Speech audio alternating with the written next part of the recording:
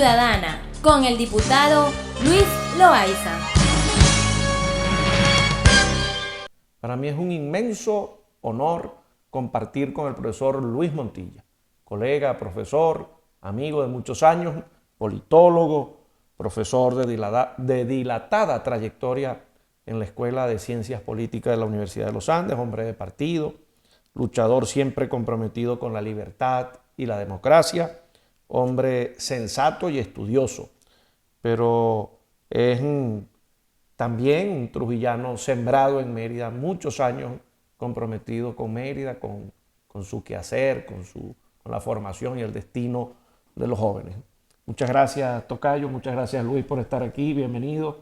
Es un honor tenerte en Agenda Ciudadana. Bueno, profesor Loaiza, contento de estar aquí con usted, poder conversar, poder intercambiar algunas, algunas ideas y por supuesto siempre a la orden, ¿no? De venir a conversar y digamos, y a evaluar un poco y el seguimiento que le hemos venido haciendo a esta situación del país. Bien, bueno.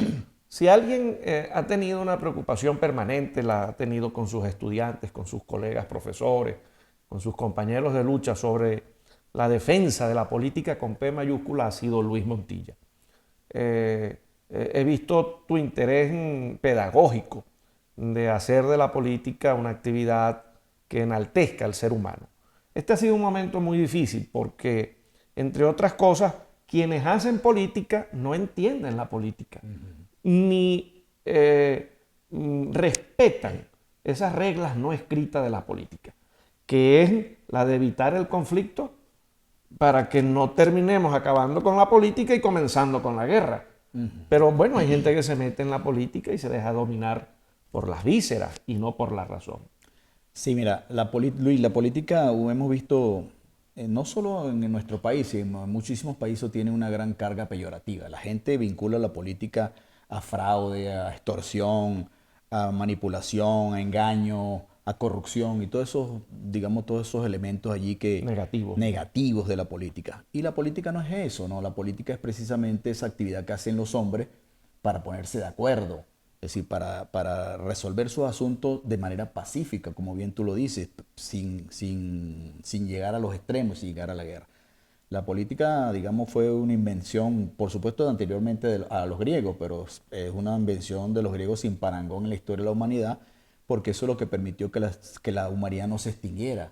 Imagínate los grupos matándose unos contra otros porque no podían ponerse de acuerdo. Entonces la política aparece para eso, aparece para regular ese conflicto, para ponerse de acuerdo y resolver esos asuntos de manera pacífica, ¿no? Y la gente no entiende eso, la gente cree que la política es, como se dice, seguir la guerra por otros medios. No, la política es para ponerse de acuerdo, sentarse y por eso civilizadamente. Y por eso la importancia del diálogo, de dialogar, de ponerse de acuerdo. Y eso es lo que es la política, ¿no? La política es la actividad que hacen los hombres libres. Fíjate que esta semana mi artículo se llama Relativismo, Visiones y Perspectivas.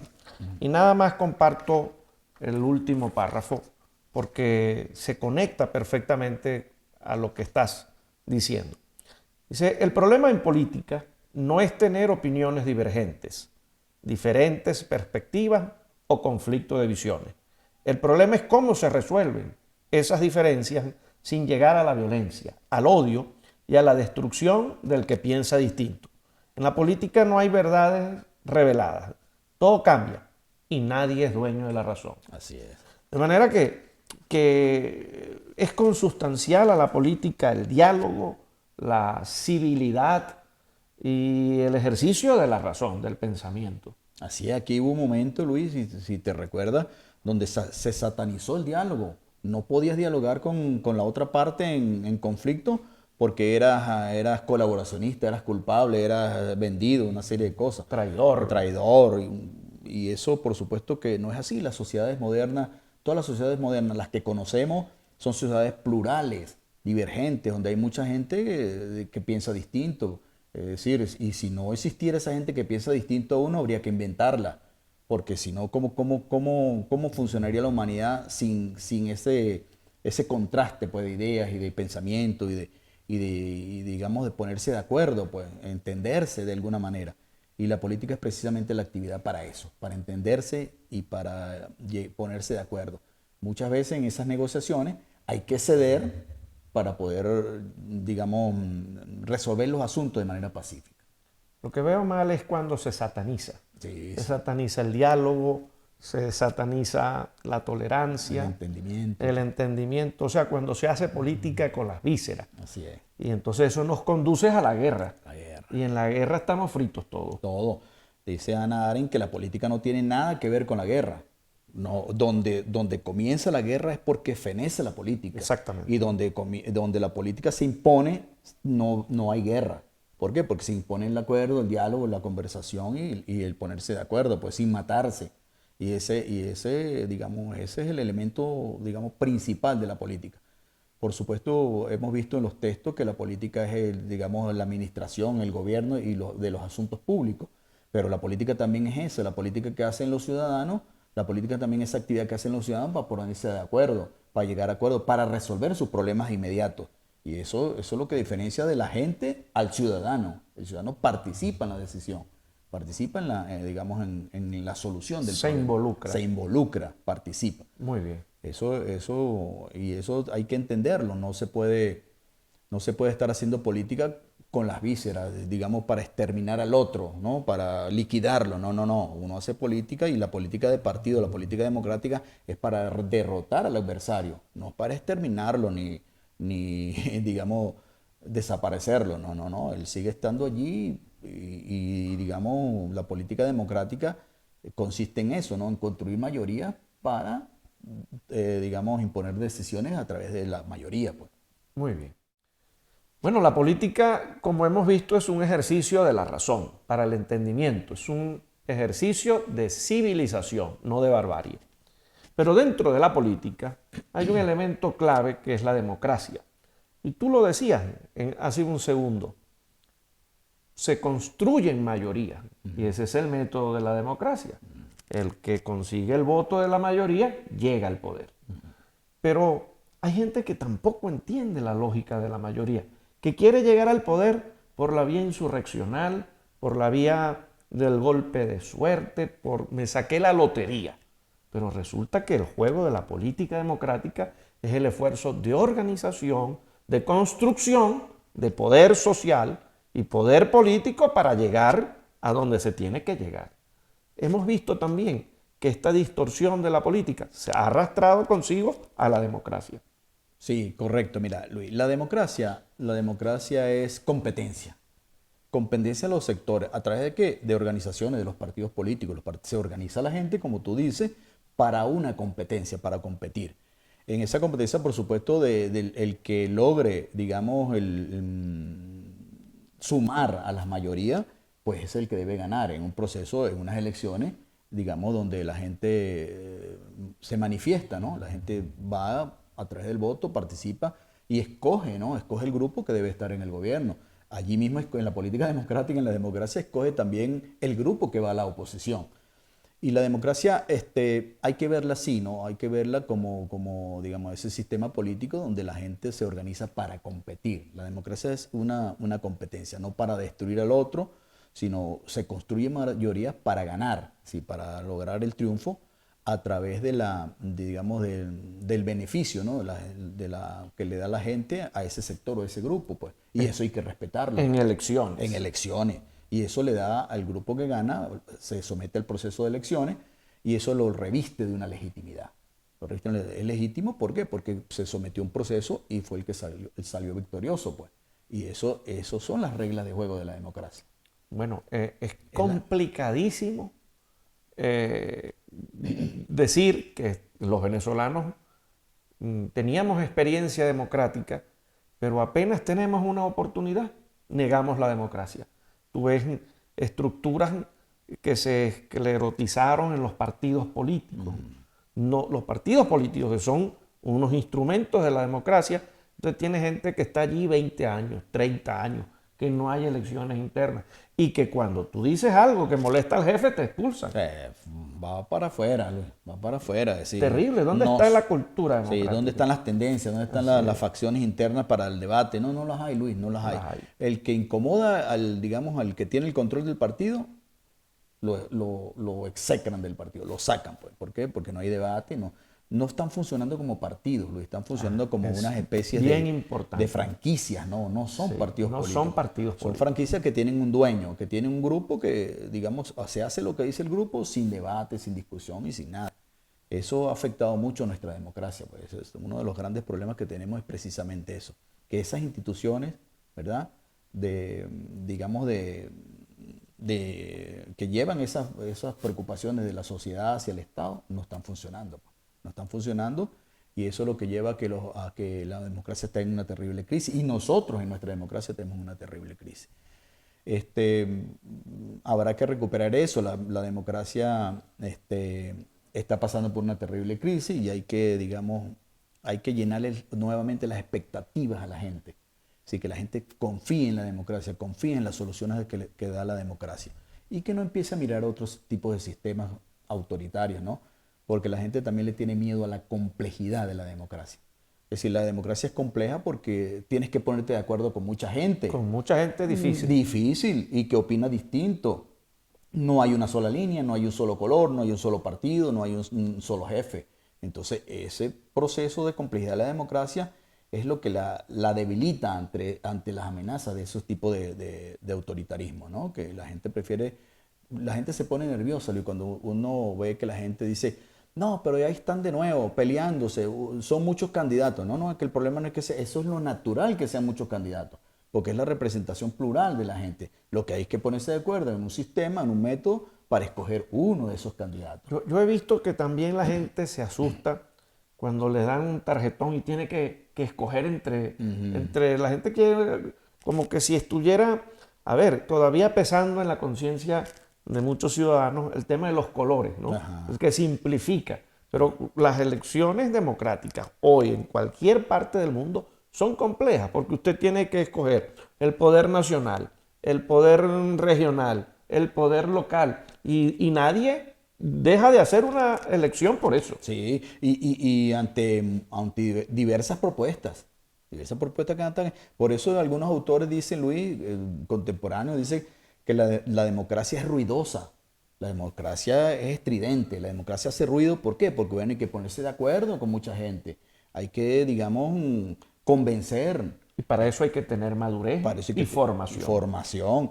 En cambio, en el otro lado no hay que convencer a nadie, el jefe da la línea y da la orden, y todo el mundo se alinea ahí bueno. Es tajante, es militar. En cambio, en este lado no, en este lado siempre las cosas son más difíciles, porque hay que ponerse de acuerdo con muchísima gente que piensa distinto. Y muchos egos. Y muchos egos y muchas cosas que se involucran allí, que es lo que hay que... Por eso que la gente no tiene que tenerle miedo a eso. No, la gente no tiene que tener miedo a eso. Lo que sí debe la gente, digamos, impulsar es que haya un mecanismo donde todos expongan sus ideas, todos compitan, y se escoja una persona que sea la que vaya, digamos, a representar a toda la variedad que hay en la oposición democrática.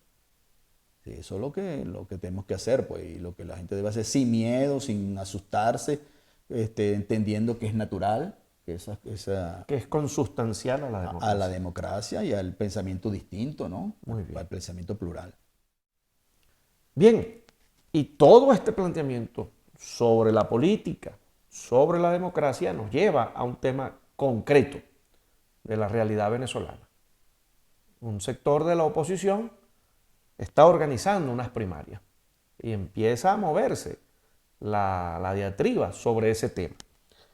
De hoy, una encuesta que han publicado los portales especializados dice que la intención de voto para las primarias hoy es María Corina 16,7%, Manuel Rosales 9,7%, Benjamín Rauseo 7,1%, Juan Guaidó 5,2%, Carlos Ocariz 2,4%, Juan Pablo Guanipa 2,3%, Capriles 1,4%, Henry Falcón 0,9%, Gustavo Duque 0,5%, otros 0,1%.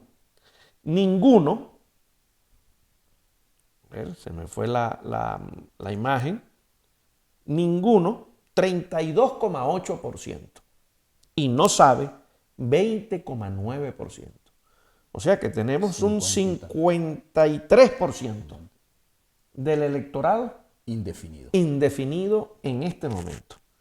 Pero ese es un mecanismo, las primarias. ¿Qué estás pensando tú sobre ese tema y sobre la decisión que tienen los ciudadanos en este momento? Mira, el tema, primero hay que decir que las primarias lamentablemente no son unas primarias de todos los sectores. Es una primaria de un sector de la oposición, porque están quedando por fuera, porque no fueron incluidos allí en la elaboración del reglamento, participar allí digamos, en la organización de esas primarias. Entonces, unos sectores que no es que no quieren participar, fueron excluidos. Fueron excluidos de esas primarias. Entonces, están haciendo las primarias un sector de la oposición, que en este caso lo llaman G4, G3, no sé, donde eran los mismos que llamaron por mucho tiempo a la abstención. Entonces hoy dicen que el que no participe en las primarias, ¿verdad?, es un colaboracionista, es un traidor. Se volteó la tortilla. Sí, ahora, pero ellos llamaban traidores a los que estábamos participando en las elecciones y siempre dijimos que había que participar. Que la ruta electoral era la correcta y había que transitar ese camino. Bueno, muy bien. Pero sin embargo, bueno, ahí están unas primarias donde yo creo que los candidatos que digamos que están al frente o que tienen en este momento el favoritismo, no son candidaturas que están, digamos, soportadas en las condiciones o cualidades del candidato, sino son candidaturas que están soportadas en el descrédito de los otros candidatos. No de lo que depende de ti, sino de otros. Si la gente está molesta con el resto de los candidatos porque vienen de decepcionar a la gente, vienen de varios fracasos. Entonces la gente vienen de liquidar el interinato por corrupción, hay acusaciones cruzadas, vienen todo eso. De desencantar a la gente, vienen de que la gente haya perdido las esperanzas en una salida. Entonces, ¿qué hace? Toman estas dos candidaturas que están al frente, que se ven allí en las encuestas, como una venganza contra todo eso. ¿Sí? Tenemos el tema de la revancha. Vamos a ir contra todo esto. ¿Cómo? Con estas dos candidaturas. Uno se colocan en una candidatura y los otros en otra. Pero no son candidaturas que se sostienen por las cualidades, ni que la gente cree que por las virtudes de esa candidatura. Las virtudes, ni que la gente cree que son capaces para este momento político. No, sino que están ahorita como, digamos, haciendo política de las vísceras. Estoy descontento y busco cómo vengarme de todos estos candidatos que están aquí que han fracasado. Fíjate una cosa. Jesús Seguías, que es el analista y jefe de Datincorp, es un hombre con una trayectoria brillante en el mundo de las encuestas, del análisis. Sí. Acaba de publicar en El Nacional, este 19 de febrero, un artículo interesantísimo que se llama El pataleo de los aventureros. Allí Jesús Seguías cita a un dirigente político, no vamos a dar su nombre, que dice, tienen que haber 5 condiciones para participar en las primarias. 0 CNE. Segundo, 0 TSJ. Ni este chavista ni otro que pretendan poner. Tercero, 0 Plan República. Cuarto, 0 maquinitas. Voto manual. Tú cuentas y validas tu voto. Quinto, todos los venezolanos podemos votar aquí y los que están alrededor del mundo también, porque todos tenemos los mismos derechos. De manera que hay candidatos que dicen, yo voy a las primarias si se cumplen esas condiciones. ¿Cómo ir a las primarias imponiendo esas condiciones? Además, si gana las primarias, va a tener que ir al CNE, a las maquinitas, al Plan República. O sea, ¿cómo compaginar esas cosas? Porque no se entiende eso. Toda una contradicción y son incoherencias, porque hasta no hace mucho dijeron que no había que ir a elecciones porque era el CNE del régimen, que no había manera de ganar, que hacían trampa con las maquinitas, que no sé qué, que todo ese discurso que le metieron a la gente en la cabeza para que la gente no votara. digamos, ir en contra de las elecciones. Muy bien. Pero ahora le dicen a la gente que tiene que tener todas esas condiciones para poder votar. Pero estaban ayer llamando al régimen una dictadura. Si es una dictadura, ¿cómo te va a dar todas esas condiciones? Es decir, son incoherencias. Tenemos que ir a votar con esas condiciones. Tenemos que ir a votar, salir con determinación, con toda la fuerza que puede representar la gente a la hora de, cuando un pueblo se decide a una salida, Luis, ahí no vale trampa, ahí no vale nada. Tú lo has llamado resistencia democrática. Resistencia democrática. Hay que salir a votar, con esas condiciones. Y se ha salido a votar con esas condiciones. ¿Cómo se ganó la Asamblea Nacional 2015?